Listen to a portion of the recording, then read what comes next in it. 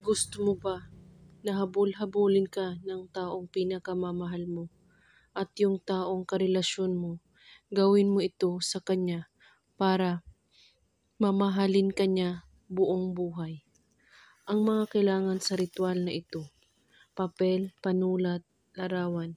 At kailangan kapag gumawa kayo nito ay magpo-focus po kayo at buo ang inyong paniniwala at walang ibang iniisip at pagdududa para tumalab agad.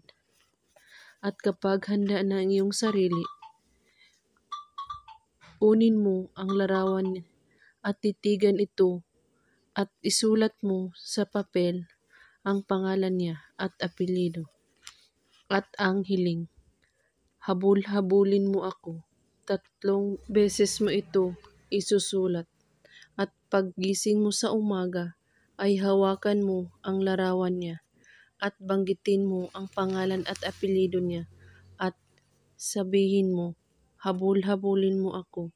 7 beses mo rin ito babanggitin hanggat matapos mo itong paulit-ulit na pagbanggit.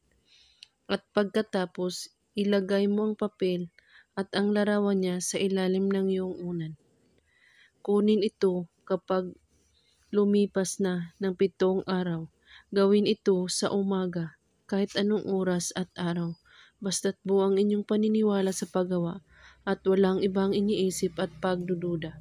At kung may katanungan po kayo ay magko-comment lang po sa baba. Maraming salamat sa panunood. May God bless us all.